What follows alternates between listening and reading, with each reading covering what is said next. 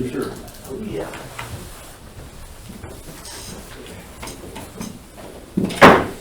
Now, at this time, I'd like to call to order the 8 April 2024 Jackson County Commission meeting.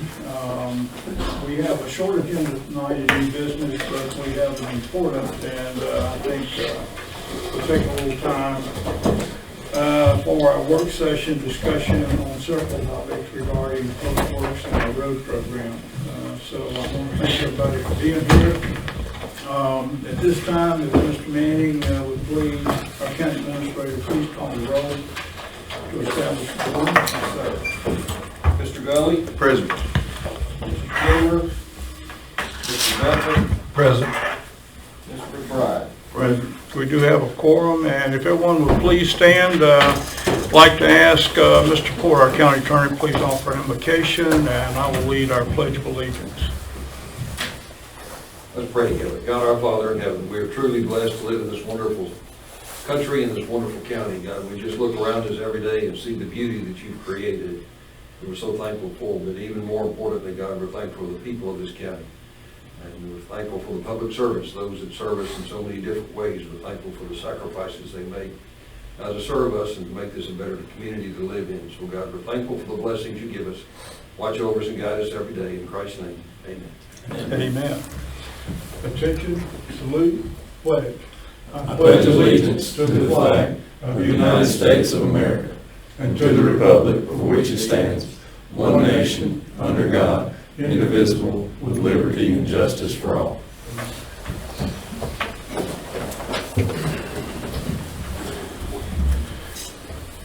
In your packet is the agenda for tonight's meeting. As you will see, as I mentioned, this is a short item on new business and a discussion focused on a number of aspects of our road program. Do I have a motion to approve the 8 April 2024 agenda?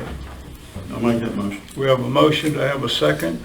Yeah, I'll second that. We have a second. Any discussion, questions? If not, all in favor say aye. Aye. Motion carries. Thank you. I don't think we have any awards or presentations or public comments tonight, so we'll move quickly into our new business portion. Also in your packet you have the minutes from our March the 11th, 2024 meeting and work session. Do I have a motion to adopt the minutes from the March the 11th, 2024 meeting and work session? I'll make that motion. We have a motion. Have a second? Second. Second. Any questions? If no further discussion, all in favor say aye. Aye. Motion carries. Thank you. At our last work session, we had a discussion regarding need for a motion and to approve assigning a federal aid project number LRS 13624 supplemental agreement for utility relocation. That copy of the agreement is in your packet. The agreement is made between the state of Alabama through the Alabama Department of Transportation and Jackson County Commission. And it states that whereas the state and the county desires to cooperate on a project for installation of guardrail and guardrail end anchors at 3 sites. Site 1 is on County Road 48 over Stringer Creek. Site 2 on County Road 30 over a tributary of North Saudi Creek. And Site 3 over on County Road 30 over a tributary of North Saudi Creek.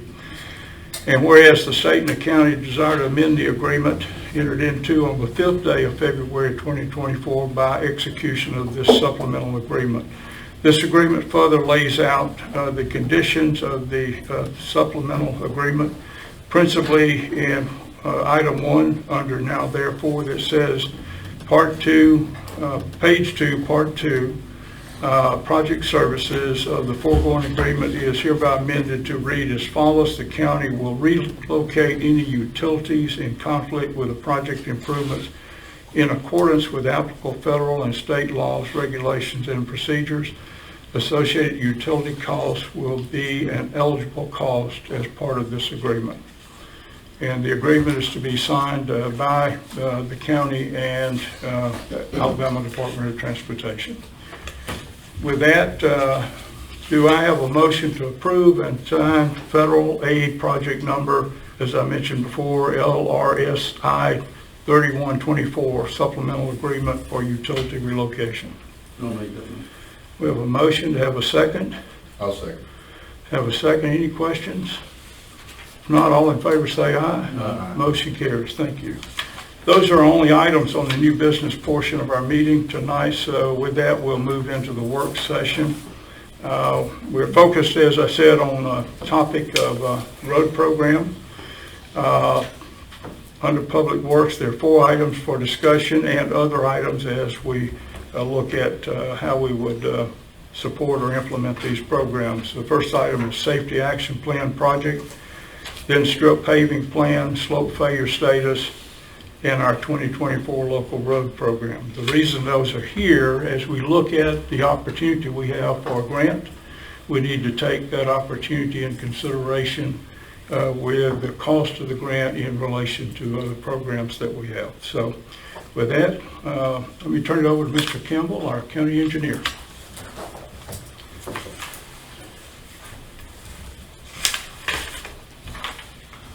Thank you, Chairman and Commissioners.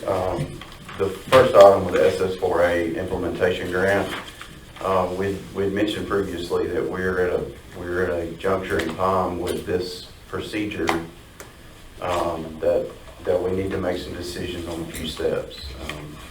First thing, we've asked Kimley Horn to be with us tonight. They're the consultant that's been working on the SS4A implementation grant, and their work to date is probably best represented in their information they have for you. But just as they go through, I'll just overview quickly on the steps that I referenced, and that is to finalize this grant process, there is a resolution required.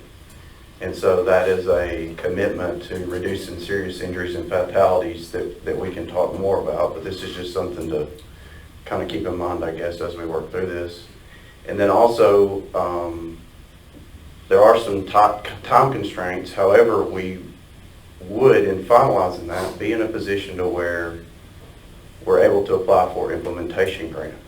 So this is all new to the state of Alabama and new to us for sure, but we have some information to share with you regarding that possibility too. So we can just see where the information takes us and where the discussions lead, and we want to answer any questions that you have about the process to this point and the process moving forward. So if there are not any questions for me, I'll turn it over to Kimley Horn now. Thank you. Hey, good evening. I'm Laura Beth Yates. I'm with Kimley Horn. I've got my co-worker Matthew Burgess here with me. We have a PowerPoint that we wanted to show y'all if you can get that. You need to Put through. Yeah, that'd be great. Yeah. Hold on, I'll get it up there.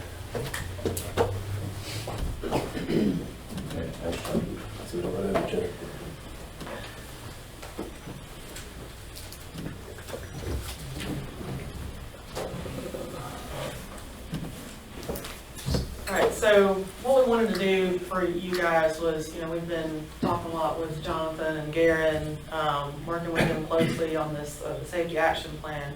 So we wanted to give you guys just kind of an overall picture of what this program is, what this plan is, and how we got to this point, and then take you through the point that we're at now and kind of what decisions we need and information we need from you guys to be able to move forward, hopefully, into the implementation phase. So just real quick, a little bit about us and about Kimley Horn. So Matthew and I work out of the Kimley Horn Birmingham office. We have 3 offices now in Alabama: Birmingham, Mobile, and Huntsville. The way that we got into working with Jonathan and Garen is we did about, I think, 10 local road safety plans for other counties in Alabama a few years ago. And that was done through ALDOT. ALDOT headed up that process, and so we were contracted with them to do these plans. And Jonathan and Garen being proactive and wanting to get, money for the county and figure out how to advance, get something like this going for them, they applied for SS4A funding, which is the Safe Streets and Roads for All program, in order to get money to do a plan that essentially doubles as a local road safety plan and a safety action plan. And so they got in touch with ALDOT about that, and ALDOT directed them to us since they knew we had done all the other plans for the other counties. So that's how we got hooked up with them, and it's been a really great experience to work with those guys. And so that's how we've gotten to this point. And so they got the funding to do the safety action plan through the SS4A program. And so that's where we're at right now. And so we're also working on these safety action plans across the country, and we've got a little bit more information on there here in a couple of slides. We're in the state of Alabama, we're doing a plan right now for the city of Foley, so the other end of the state. But so a lot of these, like I said, across the nation going on right now. So that's Matthew and myself here. And I'll let Matthew talk real quick a little bit about Kinley Horn. If it's okay with y'all, I don't need the microphone. I've been told my voice projects, so I'll just do that from here. If y'all are okay with that. You okay with that? Yeah. Can you hear it back there okay? Yeah, he has to carry it for public. Gotcha. Okay, well, y'all feel free to tell me if I need to step up to the mic, but we do wanted to hit kind of the high points of Kinley Horn, just in case not everybody was familiar with us. Kinley Horn is a nationwide engineering consultant. We have 100 plus offices. I think as of this morning, we were at 120.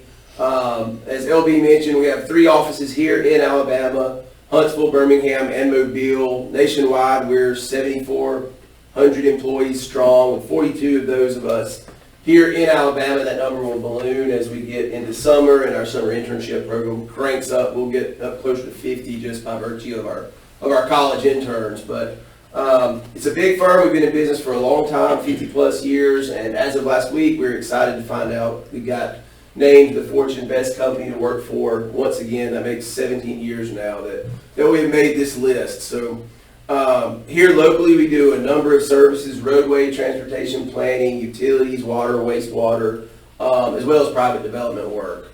Outside of Alabama, there's aviation and quite a few other large civil structures, bridges. So we kind of cover the gamut of civil disciplines that you can do. An important one here in Alabama is our transportation, the transportation planning. Yeah. So even though I know Jonathan mentioned safety here in Alabama is somewhat of a new thing, it's not necessarily new nationwide, and that's kind of what this slide is intended to show, that we have done a lot of safety work in a lot of places. And I'm LB, that's really her specialty. That's why she has a whole lot more letters behind her name than I do. So I'm going to let her kind of dive into the details, and then I'll jump back in when we get on down the line into the implementation side of things. So yeah, just to talk a little bit about the safety action plan, which is what we're currently doing. We're currently in the process of developing it. We're almost to the finish line, thankfully. So basically, this is funded through the SS4A, the Safe Streets and Roads for All program, which is a program you see at the bottom there. It's the $5 billion over 5 years, and it goes straight to the regional, local, and tribal communities. So it doesn't even pass through the state. And it's broken up into 2 buckets, basically: the planning and demonstration grants, which is what we're doing now, the planning grant, and then implementation grants, which is the money to actually construct the projects.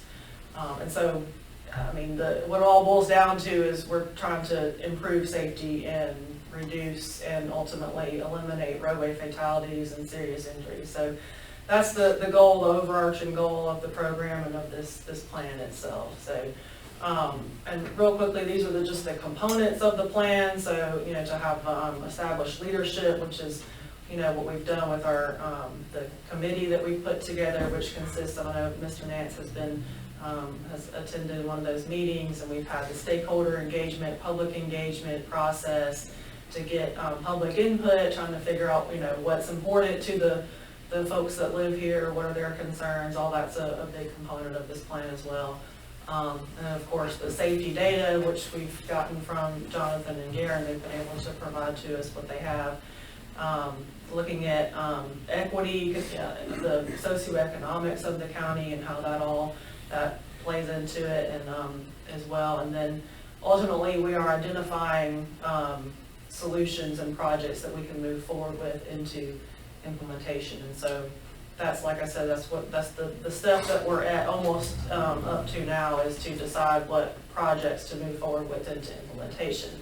So what we've come up with a list of 10 roadway segments on county roadways that were the top scoring segments, basically. And so we kind of went through, I don't think I've got this in here, but we went through several factors to determine these 10 segments, and we scored all the county roads within the county. And it was things like AEDT, so traffic volumes, access density, so number of driveways or access points on a segment.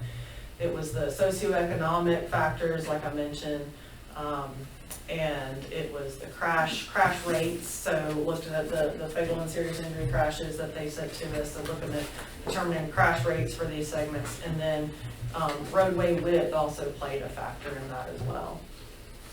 And so the importance of this program, and why we're trying to do this, and what we think how we think it can help Jackson County, is that it really can lead to significant implementation dollars to construct these projects. And the SS4A program states that the rural communities will get around half of all of the award money. And then also over half of the funds will go to underserved communities. And so the data that we looked at for Jackson County was that I think the whole county fell within the historically disadvantaged communities designation. And then also there were several census tracts that fell within the areas of persistent poverty. And so we use that really to the advantage of this program, because that's the kind of stuff that FHWA wants to see, that's where the money is going to. And so we really think we have a good shot with Jackson County being able to get some of this funding. And so another thing to keep in mind is that we've discussed, I know this was kind of a topic of discussion at our last meeting that we had with the committee, is that whether or not we can include resurfacing of these segments in this money that we're trying to apply for. And we have been told by FHWA that we can, because one of our main recommendations is to widen the shoulders and add the 2-foot safety shoulder on either side of the roadway segments. And so in order to do that and make it a functioning roadway, you have to resurface the road also. And so they've told us that we can include the cost of that resurfacing in the money that we're requesting for implementation. So that's a big win, I think, for the county, is being able to do that. So, and we'll talk a little bit about in a minute some of the other improvements, but the shoulders and the rumble strips along the edge lines are, a couple of the big things that we're going to be, that we hope to be recommending and then hopefully asking for in the implementation money. And so this is just real quick some of the crash data that we went through. This is only the fatal and serious injury crashes that were in the county over the last 5 years. But you can see that in the manner of crash in the top right corner, the single vehicle crash is clearly the highest crash type, and that's anything that includes running off the road or hitting a tree, striking a ditch, overturning. All of those types of crashes that are correctable or hopefully can be helped and reduced by shoulders, by rumble strips, better striping, better curve signage, and things like that. This is just a little map of the showing kind of a plot of the fatal and serious injury crashes and their locations. And so as you can see, they're very sporadic, very spread out, which is what we expect to see with rural county roads. You really can't chase down hot spots too often or too well with rural county crashes. And so what we end up doing is this systemic analysis, which we've done by scoring all of the roads using all these factors together, so that we can come up with recommendations that can be applied systemically and hopefully can help reduce crashes in the future, not by attacking just the hot spots, but by applying it to the whole stretch of road, because you can't really predict where the next crash will occur, because it's such a random occurrence on these county roads. Yeah, I'm gonna let Matthew talk through this.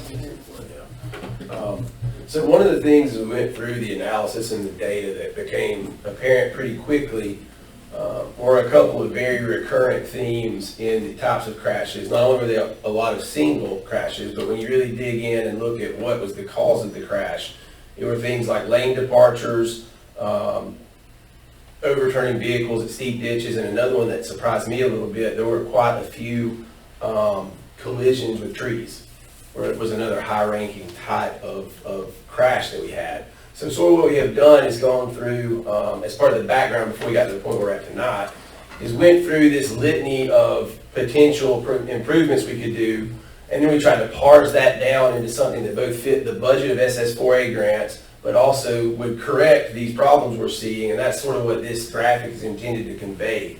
By and large, most of the improvements that are recommended on any of the county roads that are up for discussion this evening include widening for the safety shoulders, extending drainage so that you don't have those steep ditches right on the edge of pavement.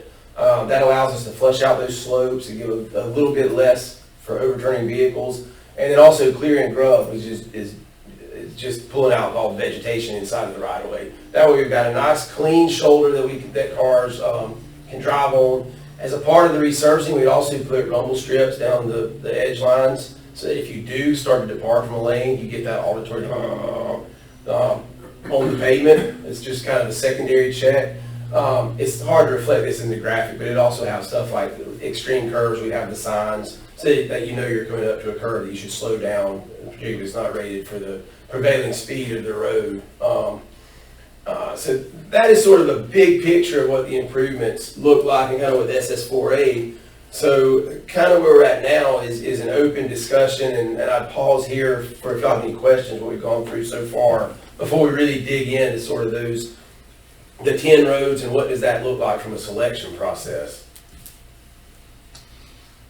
So in each of the roads, you're going to identify the specific items that you would recommend. Does all roads that you have looked at require, just for my information, require everything that you have there in terms of? More or less. One that remains to be seen, depending on kind of how the outcome of tonight's conversation goes, are large bridge culverts, because that's a little bit different animal. There are some county routes that have very large box culverts that may be 20 feet wide or more, that can get into some substantial cost to start widening those out. With the exception of that one improvement, this seems to be, this is what it looks like nearly irregardless of how we slice and dice the roads. This would do it on any of the 10. And if you went back to your map that you had the instances, it appeared that you had 9 or 10 of those that were the higher risk items. Are those 10 roads that you're going to present to us, the 10 highest risk? So which map are you talking about? The one with the crashes on it? Yes. Not necessarily, but because it takes into account not only the crashes, but all those other factors as well. So Okay. the traffic volume, access density, socioeconomics, the roadway width, all that together. So the crashes are one piece of that. And we worked with Jonathan and Garen to come up with, what makes the most sense in terms of how do we prioritize each of these factors and how do we score each of these factors. And so, but I think for sure, and honestly, that was the crash rate was a big piece of that. And as we look at what you're going to lay out, our matching is 20% match. Yes, that's from the correct. Yes, county for the program you would put in place. Yes, sir. Okay. All right, and just for clarity, all the roads in the county were studied, and this is, you narrowed it down, or how did you? All county maintained roads. Okay. Yes, sir. Yeah, I should have said. Yes, that's right, yeah. That's a much better way of saying it. Yeah. And then, do we go up to the Excel up there for the list, or we just have a list? We can, I think Jonathan's printed out some as well. And so, How far back did this crash data go? It was 5 years, so it was the most recent complete set that we had, so it's 2018 through 2022. Because I'm just curious, because a couple of those areas of high crash data are roads that we have recently resurfaced, and so Yeah. I'm just curious, state of the road then versus state of the road now would have a negative impact. I know we're still not factoring in all these things that you're doing, but. And when we came up with the list, I think maybe the top 20 or 25, we sent that over to Jonathan and Garen. They went through and said, kind of basically crossed out the ones that had already been recently resurfaced or had recent improvements, and so we kind of struck those out of the list. All right, very. I think an example, County Road 8 is from where we stopped resurfacing to 17, if I remember right. So Yes, so we didn't include that lower southern portion of it.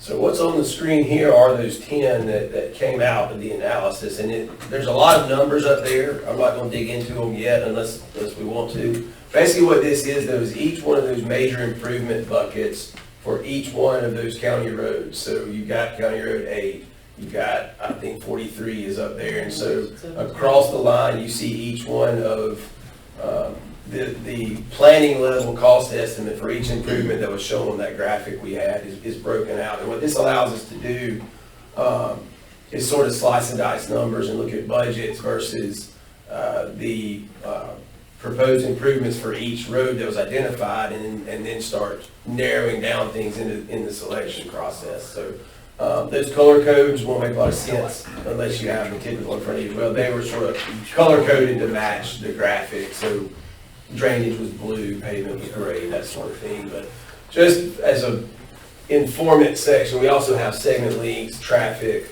and the risk score that came out of all of the data analysis kind of plugged in there next to the Those 5 proposed costs. factors that we talked about.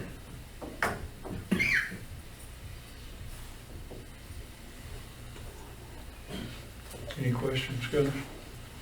You gonna go through each road? We can, or we can, I know, We've got time. I think it would be worth it. I will propose, I think, taking a quick look at each road. So these are the 10 that you selected as the most severe, but how many roads qualified? Any idea on that? well, they were all scored, and so we just kind of took the top, I think maybe the top 20 or 25, and just said, well, we know our top 10 are probably gonna come out of this group, and so that's what we sent to Jonathan and Garen to kind of help us pare down, okay, which ones have already had recent improvements, and so we took those out, and then went back, and we knew we were scoped to only do 10, and to only include 10 in the plan, and so that's how we wanted to make sure we got to narrow it down to that list. So that risk score column, they help you kind of as a summary of all those components. So the only thing really you're not seeing there from the original results of the study are roads that we had just worked on. So for example, the section of 67 that we just performed the pavement preservation project on, we just restriped that, upgraded the curb signage, put a new surface, so that was taken out. The mountainside that Chairman Nance just mentioned, the section of 8 that included the mountainside, that work had just been done, so that was not left in here. Otherwise, these are anywhere from fair to poor and everything from major collectors to local roads.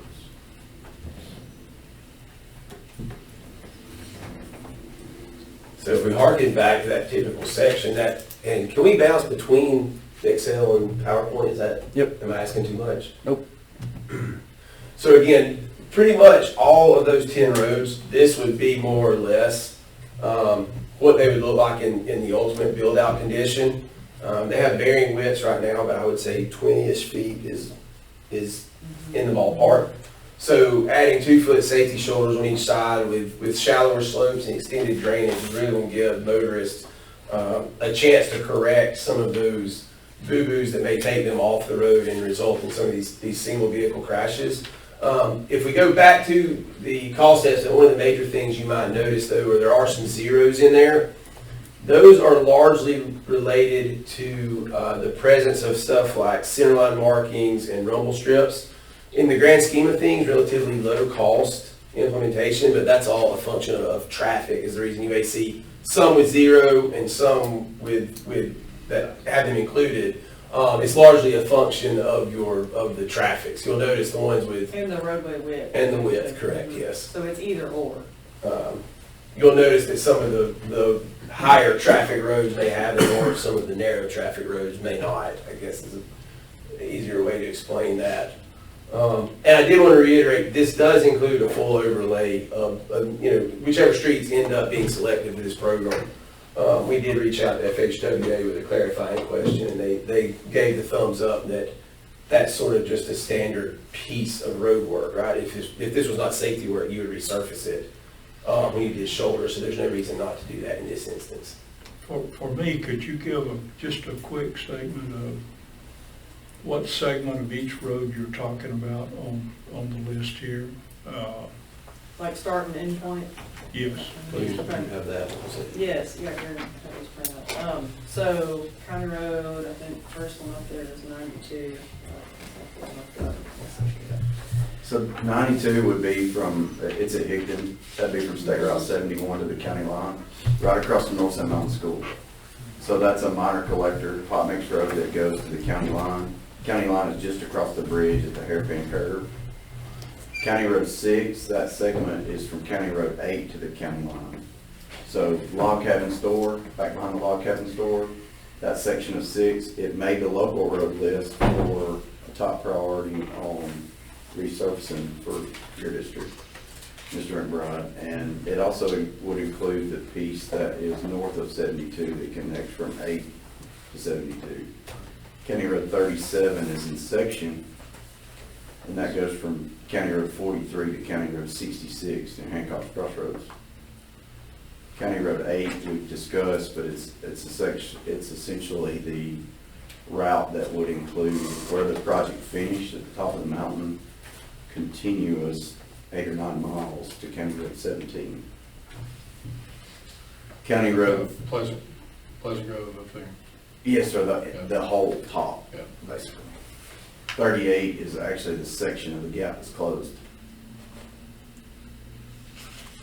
County Road 89 is the entire I'm sorry, route. Jonathan, you said that 38 is It's the from section of Langston Gap that's closed, 35 up to Macedonia. top of the mountain to County Road 67.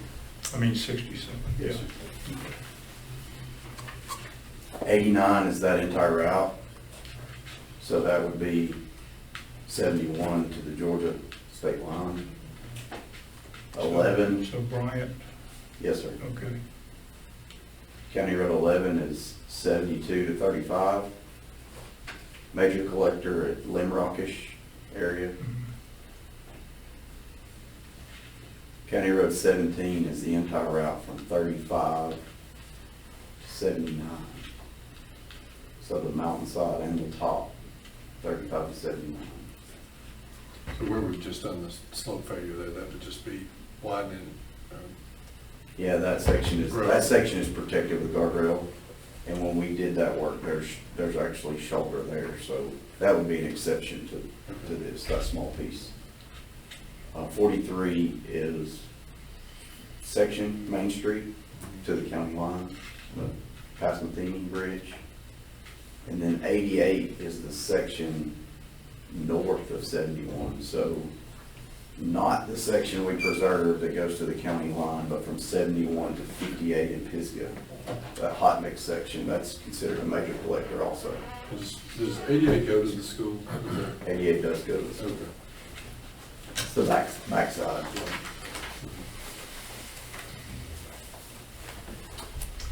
And what makes one highlighted versus not? So Mr. Nance had asked us for a recommendation.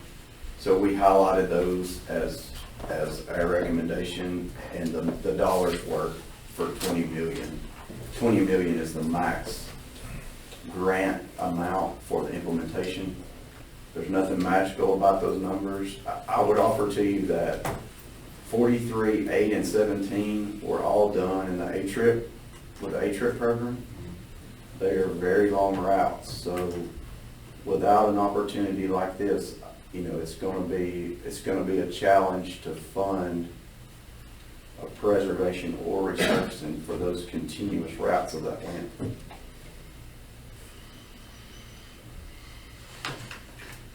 The one question I asked, and I'll put it on the table when we met and talked. If you look at County Road 8, I'm not saying whether it needs or not needs, that's 8.6 miles. If you took that 8.6 and spread it to 92, 38, 11, and 88, you get four communities with that. And that is just a thought in terms of cost. Cost is relatively the same, there's a little difference, but. So, you guys can sit down, you don't have to stand up and enjoy but part of the conversation. We need to have a good discussion about this, because to do this, we're gonna have to consider other portions of the road program that we have. So a question, right now with 2020, I think you got an estimate here of if you look at the sheet Jonathan handed out, 19,899,000. That requires a match of roughly $4 million. That's $795 or $96,000 a year. The recommendation, and Jonathan, as I understand, is after our bonding payment, we still get about either $1 million to $1.1 million a year in federal aid exchange and Rebuild Alabama money. You could make at $800,000 a year, you could handle the match. It is over 5 years. It's $800,000 each year for 5 years. So just from a number standpoint, you could do that. That would leave between $200,000 and $300,000 that would apply to a local road program or something we're doing. Priorities we've identified so far, as we've looked at the road program to date, is strip paving, very important. 6 miles of road every year for 1.5 miles for each commissioner. Jonathan, I'll get you to explain in a minute that, but right now it looks like that's about $200,000. You can tell me if I'm wrong in terms of money we would have to find. But then there's the local road program that we've got for 2024. The 2023 road program is already budgeted, but for 2024, it's then how many miles of roads that can we get and can we fund with this. So not off to the side, but a part of our program is 3893. That's taken care of with our cash balance and with repayment. And the bridging program is covered under monies we've gotten from ALDOT and other grant programs. So I guess I would put on the table, as we look at this, there seems to be 2 questions. Are these the right roads? Number 2, if we do this, are we able to execute our strip paving program and execute our local road program? So let's have a discussion of how we would do that. Jonathan, your thoughts on that? Yeah, I think you're spot on the remaining funds, on the availability for us to then use as local road. You know, if we consider this 5-year commitment, because as Mr. Nance stated, it's over the course of 5 years. So it would take $800,000 of FAEF and rebuild of that 1.1 or 1 million that we expect to commit to this for 5 years. So this would be our 5-year program. With those remaining funds, then that would be available for local road work, but we would need some help to get a 10-mile program a year. So we're looking at today's cost of about $700,000 a year. So, you know, roughly another $500,000 for a local road program. I believe, as Mr. Nance stated, when we looked at budgeting the strip paving part, we're good on personnel. With the addition, the equipment cost would be covered with what we have, but the material cost is approximately $200,000. We talked about potential savings by changes in things that we're doing as covering some of that, but we don't know exactly where that'll land. But we project that to be somewhere in the range of $200,000 per year from a materials standpoint. And the materials is covered in the 800,000 or in Fund 100. So that is budget, we budget that and we get those funds into that account. Correct. So I guess I would ask, given the labor cost and equipment cost and Fund 100, we can cover the strip paving. Fair? Well, Go ahead. yeah, I don't know that those dollars are there for that. So, for example, 600 is set aside for materials now, and that's what it takes to function as is. So I think that we'll have to look at additional material costs as it relates to strip patching for that going forward. We can see where a year takes us in that operation to get that number dialed in, but we project it to be around 200,000. Okay, I want to make sure I know what I heard there. Your projection is, in addition to equipment and labor, is 200,000. Yes. And it would come out of 100. It would be a material cost. I'm yes. sorry? That would hit the 100 budget. Okay, so that would reduce material. If we took it out, material out of that for strip paving, that cuts that to about 600,000 remaining in the Fund 100. Okay. Do we have a projection of total cost of materials as we look at everything we're trying to do this year? Strip paving, slope failure, local roads. Would you have a projection on that? Well, without strip paving, we're hitting our marks now on what we anticipated from a budget standpoint last year. So if you look at the halfway point, which we are now, we're halfway with our budget. So all that is in check, but we haven't started strip paving yet. Okay. So, Jonathan, back to Kenner Day. Yes, sir. You don't have this selected, is that because of the shoulder width and drop-offs on the edges? Yeah, so it's all the factors that you heard. The reason that we considered 8, 17, and 43 critical, one is that length of route, but looking forward, so we're talking about a 5-year program. You know, does it take a year? Does it take 2 to get to an implementation beginning? So when we think about a 10-year age pavement now, and we advance that another 5 years, taking current condition as fair, we can see a large price tag coming on 8.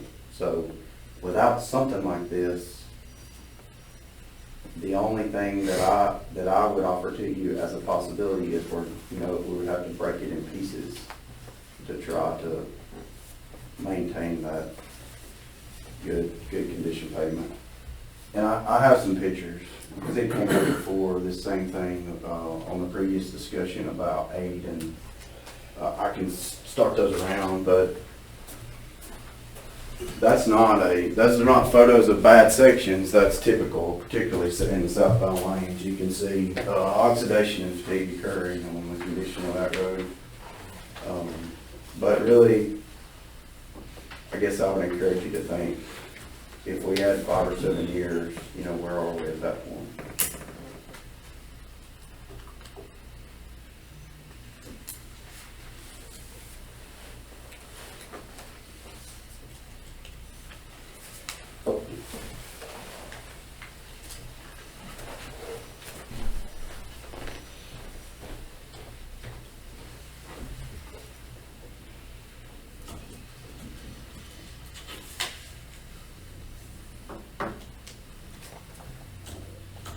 me, the issue is, and I'm just gonna say it, to commit to this program, how do we fund, and what is gonna be the projected cost of our local road program and our strip paving program? I think strip paving is a priority for us. Local roads, we have got to get to our local roads program. We have got to start taking care of those roads that take people to their driveway. And we all know that we've got some real challenges out there to do that. We looked at earlier this year an allocation of local roads, and over 3 years that was going to be about a 25-mile program.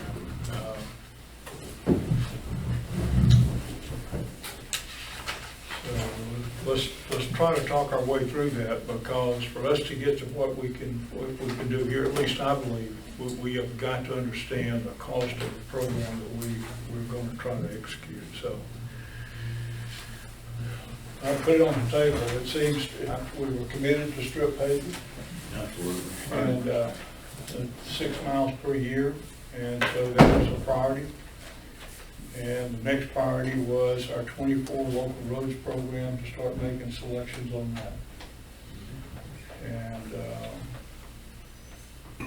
a mile of local road right now is how much? The contractor labor and equipment portion is approximately 70,000. How much? 70,000 a month. 70. And you mentioned 10 miles earlier, is that's obviously. That's how I got the 700,000. So 10 miles, the reason I said 10, we've been able to successfully prepare that amount throughout the course of the year, in a year's time, have it ready to pay. The contractor portion of paying that is about 70,000 miles. So if we have a 10-mile portion, that's where the 700,000 came from. And, you know, we may could get 12, may get 15, but it really just depends on the roads that are selected and the condition of them. So in your estimation, would your crew, as it's constructed, be able to do the 10 miles of local road and the 6 miles of strip paving? Yeah, it'd be 2 different crews. I'm sorry? It would be 2 different crews. But you feel that, given that, if we selected 6 mile portions and limited ourselves to 10 miles of local roads, your men could, in a calendar year, be able to do that? We hope so. Yes. Works on paper. It's got to work there before it works. Works on paper. We haven't done the strip paving yet, but It'll work on weather too, huh? yeah, well, that was considered. So we feel good in telling you that. Okay. So, okay, well, that definitely shrinks back our local. Yeah. 25 miles forward. Right. Well, we were looking at 25 over 3. When we laid out that chart, that was over 3 years. That was the remaining cash, federal aid exchange, and Yeah, and it could be that 25 was considered in the federal aid and rebuild mileage plus local roads. I don't remember exactly, but. Okay, well, I mean, the last list we got of recommendations was for more than 10 miles. correct? Yeah, so on the local road list, we want you to have plenty of options to choose from. So there's more, we just stopped. Oh, I think it's unlimited. Yeah, well, you know, there was 40 miles in the district on where that supervisor evaluating that felt they could draw the line. So if you don't like the ones, you know, that are on there, we have plenty. Oh, yeah. Okay. So, the picture you gave, just for the grub portion of this, and I wish we could put that up, but anyway, long straightaway, kind of a dip there. In all of our roads, there's 4 or 5 mature trees kind of in a culvert there, that I'm assuming that's the kind of thing that, yeah, because that's a killer if you get one of those. And so, and also, it didn't show that example, but in those instances where there is a pretty good drop on the side of the road, I'm assuming that you're going into the right of way to create your ditch further back and then. Correct, yeah, when we came up with these cost estimates, we looked at right of way, they're pretty consistent on most of these roads, and they're honestly wider than I expected to see. So what we did, we accounted for the earthwork, both that would be the bar that we have to bring in to make the slope shallower, but also that little piece of cut that's gonna happen on the opposing side of the ditch, so that we're not basically filling the ditch in. So in a way, you can just visualize everything shifting out Sure. 2 feet more or less. I mean, I see the value of this because if I make a mistake driving, it's a slight variance. And if I can get by with it, hitting a rumple, that'll bring me back, or if I ease into a ditch as opposed to flipping over or hitting a tree. So, okay, I thought that's what you were alluding to. Yeah, it's fair to say there is a whole lot of what we would consider subsidiary or hidden items in each of these columns that make up those numbers. So safety widening takes into a whole lot of stuff, not just that little 2 feet of pavement. It's got the subgrade, the earthwork under it, the slopes, and a whole lot of stuff that sort of fall into each one of these to arrive at that number, because we wanted to make sure we covered as many bases from a planning level estimate that we could. Okay. Sound good.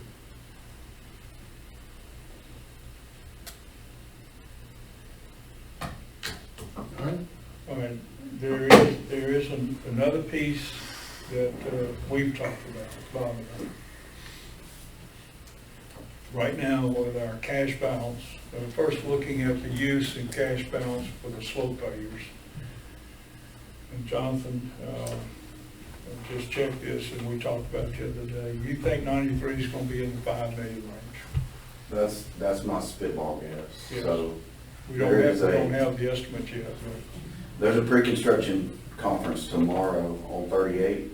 As I understand it from GSI, I will get to see some version of their proposal. So they worked through final design, contractor pricing is in. They are at a point to where they are ready to finalize that and finish their construction drawings. They have some contract administration questions in relation to the draft of the proposal they have versus our annual bid on connecting some dots in there. We're scheduled to have a conversation about that tomorrow, sit down and work through that. So I suspect I'll get to see at least a bracket cost at that point. So Okay. I would know more then, but just guessing at the magnitude of all 3 sites, I would guess 4 to 5, and I may be off on that. So right now, Bob, we have roughly 11 million in cash balance. You have the number?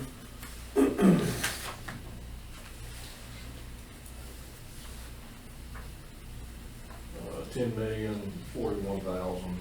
Okay, 10 million. That's in the 001 fund. I'm sorry? That's in the general fund. And then Right. the road and bridge fund's got 1.8 million, that 112 fund. Okay. So presuming, and this is just rough estimate as we look at this, if 38 is 2.7 and 93 is in the neighborhood of 4 to 5, I would go 5. That's 7.7. The discussion we had is every year over the last couple of years, at the end of the year, we have sort of gotten in the neighborhood of $400,000 increase in our cash balance in the general fund. Right or wrong, Bob? That seems to be correct, yeah. Close. I know this year we had amended it a couple times for some things, like the coroners, Yeah. you know, deal we had to do with the coroner, and then we had to do something, we want to do something with the insurance that we didn't know about. So there's a couple of things like that. So the reason for that discussion, one of the things that we've always said is we need to maintain a certain level of cash balance in general fund. because if we have a natural disaster here, we're gonna have to have the money to initially fund that. I will throw out a number in the neighborhood of $8 million we ought to have for that, and at least as a minimum that we hold. If we were to consider that, and given that we're gonna get payback from the federal government, from FEMA and state, an option that we have to supplement over the next 5 years road, an option to consider, is taking that 400, the funds above the 8 million, and pushing it into a roads program. But I would suggest if we were to consider that, and I'm just putting it out for discussion, that's all this is. If we were to consider that, I think we would want to ensure that that 8 million is an absolute for us to hold on to for natural disaster. You guys have lived for here, where they were very significant up on Sand Mountain and across the county. And it's not a matter of if it's gonna happen, it's when. So, okay. So you're looking at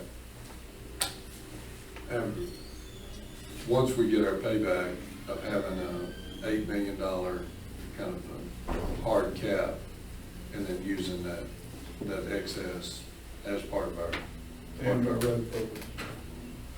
I mean, I'd rather it be used for roads than sitting there. That's where our need is. All for roads. Okay. It's our biggest complaint, it's our biggest worry. Roads. Absolutely. And our biggest need Yes. is roads. We all live in and around those. If we would approach this way, and guys, I'm just throwing out an option here. We could execute this program, decide what roads you want. That's $800,000 per year. Strip paving, 200. Jonathan, you gotta be a part of this conversation, because this is important. If we head down this road, we gotta have some confidence we're in ballpark here. At 700,000, for local roads to get 10 miles, we're gonna need about $400,000 out of cash balance to fill all that. Because the total cost of all that's gonna be 1.7 million, and we have the federal aid exchange and Rebuild Alabama left over about, I'll say 1.1. That means 600K. And bottom, I think about 400 is about where we're looking right now. We need to really crunch the numbers, but we can look at it that way, of how we use the money that we have above the 8 million every year to put into the roads program, and how we use it.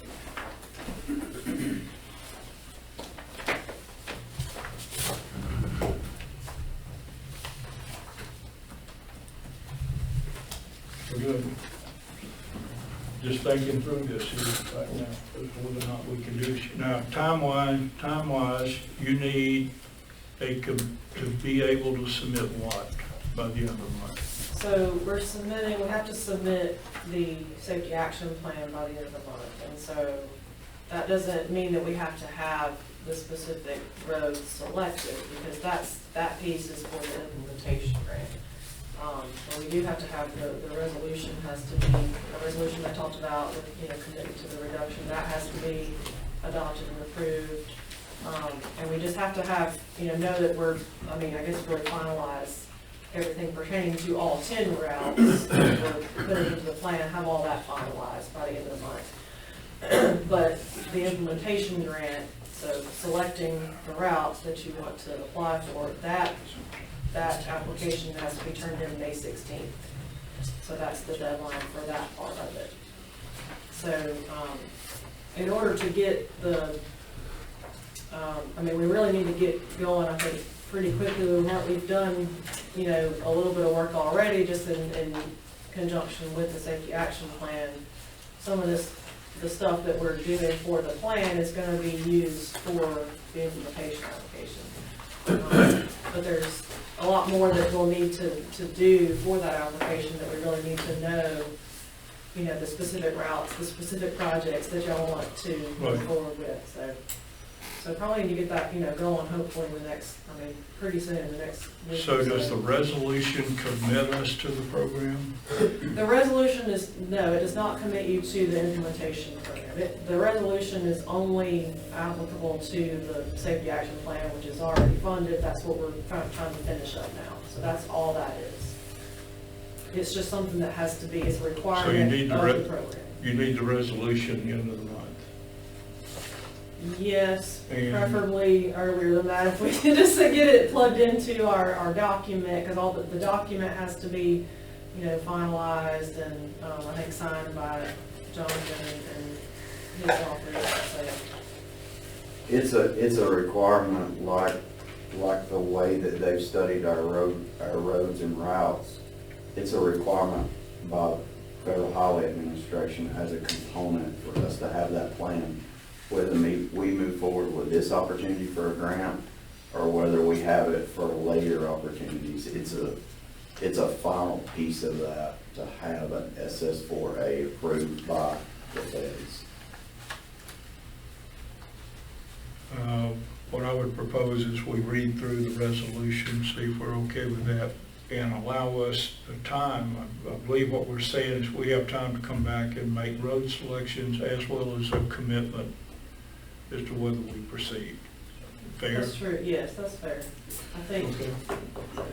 But when we say road selections, we're gonna need more roads to select from, that more than this list, aren't we? Or are we gonna just pick, I need to know the top 15 or top. Yeah, so the list that you have are the safety identified routes. So that is the result of this study. So that road list you have, that's what came from this work. and all those 10 will be included in the plan. It's just a matter of which 1, 2, 3, 4 route do you want to apply for this round of implementation funding. Yeah, so the resolution, and the resolution is totally separate from the implementation. Yes. Yes, But- that's right. So I guess the question is, on the resolution, would you be okay with the timeline of us looking at that on the 22nd? That's the next time we meet, correct? 23rd, I think, because of holiday. 23rd. 23. Would that be soon enough? Hold on, guys. We're being asked to be in Montgomery on the 23rd. I'll just offer this up.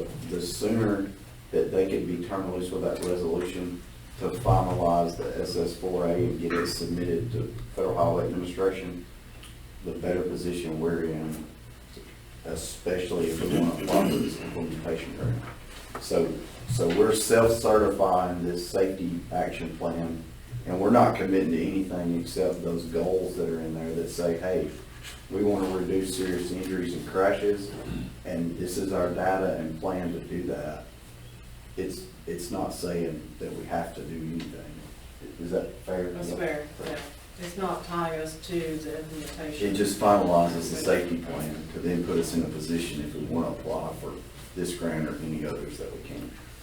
Okay, let me talk some schedule items here. We have, unrelated to this, we have our interviews on Thursday for county administrator.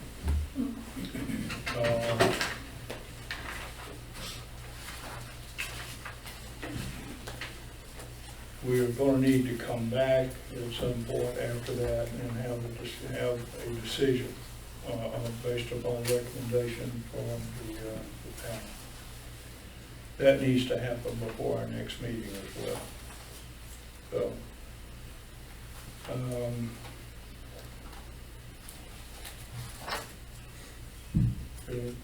the option is that we consider putting this meeting into recess, let everybody take a hard look at this, come back and continue the discussion of this.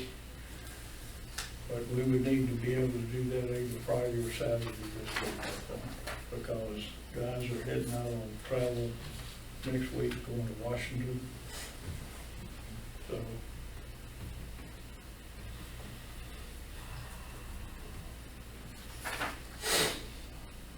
I think, Chris, you're tied up Friday probably until earliest you could get back to continue this would be 6 or so. I would think so, yeah, whatever long it takes. If my meeting ends at, say, 1, it's, was it a 4-hour drive from Phoenix City back here, so. On Friday. On Friday, yeah. So. Get a bunch of, great time to travel.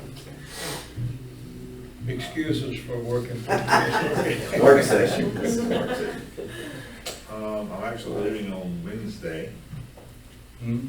I'm leaving on Wednesday this week, which your interviews won't be until Thursday. Right. And then we've got, next Monday, when are the folks leaving for Washington? On the 16th? 16. Tuesday, So we got next Monday. I'm out.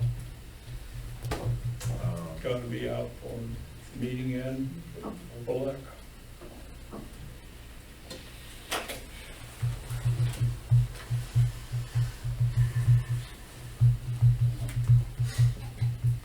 Friday evening or Saturday? Yes. Friday at 6, okay. Can you think you can make it without traffic? Well, it just Friday. depends on how long-winded my board I'm on is on Friday. We've got a, cause, they're having officer elections and then, there's, elections, so there'll be new people seated on the board. Our meeting is at 12 noon, so I'm hoping they'll be, short-winded after 3 days of being there, but, you know. Be new people taking seats, so I'm good with Friday. I'm good with that. Okay. This is a critically important decision for us, as we had a discussion in the previous discussion, given our road strategy and funding available for roads. This is a big decision. How many, by the way, how many miles do you project that this takes care of? If you take the highlighted roads that we suggested to you, that's 35 miles. 35? Yes, sir. So 35 local and minor and major collectors over 5 years. Yes, sir. Okay. All right. 6 o'clock on Friday, correct? What, 6? So the objective of that would be 2 things. One, we need to take care of the issue of the report out of the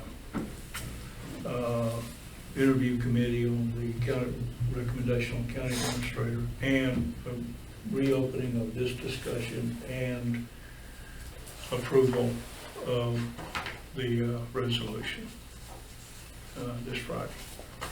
Everybody okay with that? So, appreciate the discussion, appreciate you being here for this.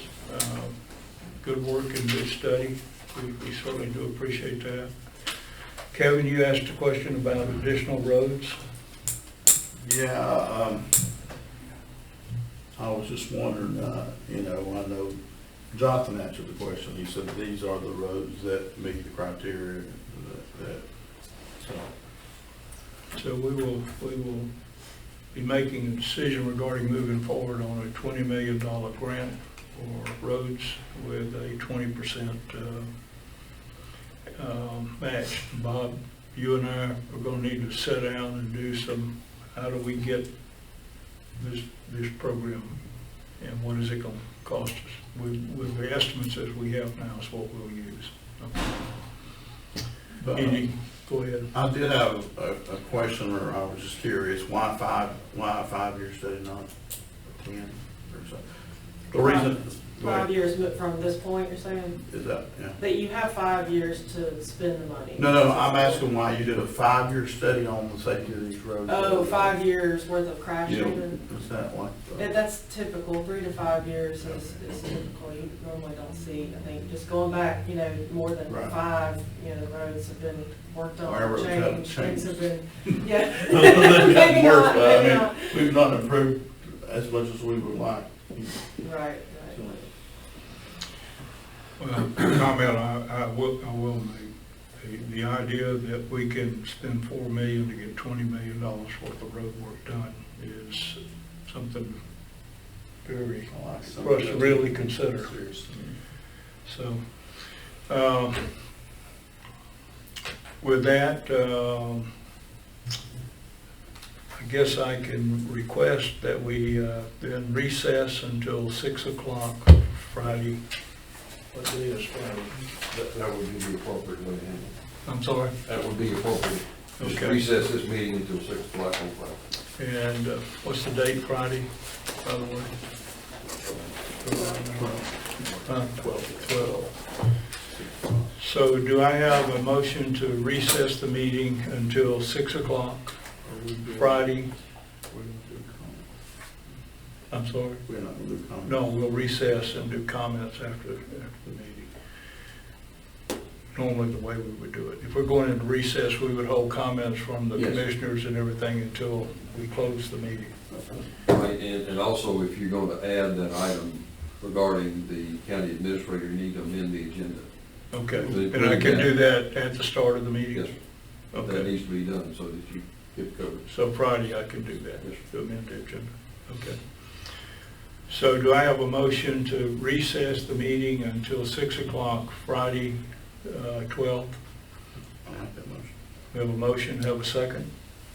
Second. We have a second. Any discussion? All in favor say aye. Motion carries. Thank you.